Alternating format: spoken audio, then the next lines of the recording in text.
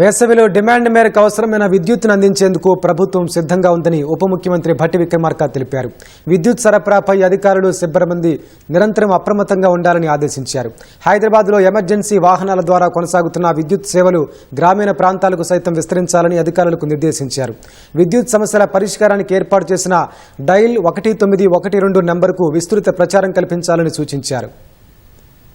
సచివాలయంలో ఎస్పీడీసీఎల్ పరిధిలోని విద్యుత్ అధికారులతో వేసవిలో విద్యుత్ సరఫరా ప్రణాళికలపై ఉప ముఖ్యమంత్రి భట్టి విక్రమార్క సమీక్షా సమావేశం నిర్వహించారు. వేసవిలో విద్యుత్ శాఖ నిరంతరం అప్రమత్తంగా ఉండాలని అధికారులకు సూచించారు. నిరంతరం విద్యుత్ సరఫరా కోసం అవసరమైన అన్ని చర్యలు తీసుకోవాలని సూచించారు. వేసవిలో విద్యుత్ వినియోగం భారీగా పెరిగే అవకాశముంటుందని, అందుకు తగ్గట్టుగా ప్రణాళికలు వేసుకుని ముందుకు వెళ్లాలని స్పష్టం చేశారు. క్షేత్రస్థాయిలో అవసరాల మేరకు అధికారులు అన్ని వసతులు కల్పించిన నేపథ్యంలో రానున్న వేసవిలో క్షణం కూడా విద్యుత్ అంతరాయం లేకుండా చూడాలని డిప్యూటీ సీఎం అధికారులను ఆదేశించారు. నిత్యావసరమైన విద్యుత్ సరఫరా అంశాన్ని దృష్టిలో పెట్టుకుని నిరంతరం అధికారులు సిబ్బంది అప్రమత్తంగా ఉండాలని ఆదేశించారు.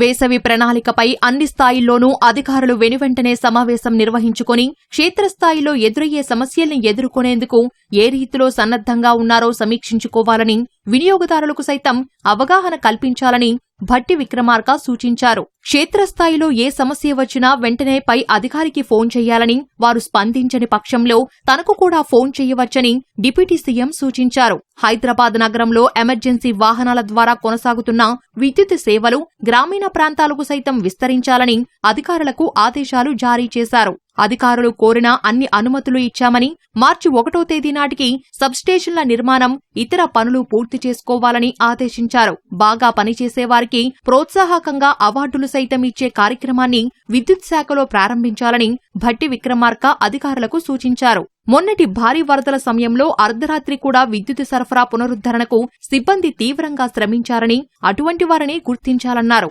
విద్యుత్ సమస్యల పరిష్కారానికి ఏర్పాటు చేసిన డైల్ 1912కు విస్తృతంగా ప్రచారం కల్పించాలని ఆదేశించారు. ఇలాంటి సేవలు అందుబాటులో ఉన్నాయని ప్రతి వినియోగదారునికి తెలిసేలా వారి మొబైల్ నంబరుకు 1912 ఎంఎంఎస్ చేయాలని, కరెంటు బిల్లుపైన 1912 నెంబర్ సేవల గురించి ప్రచురించాలని స్పష్టం చేశారు.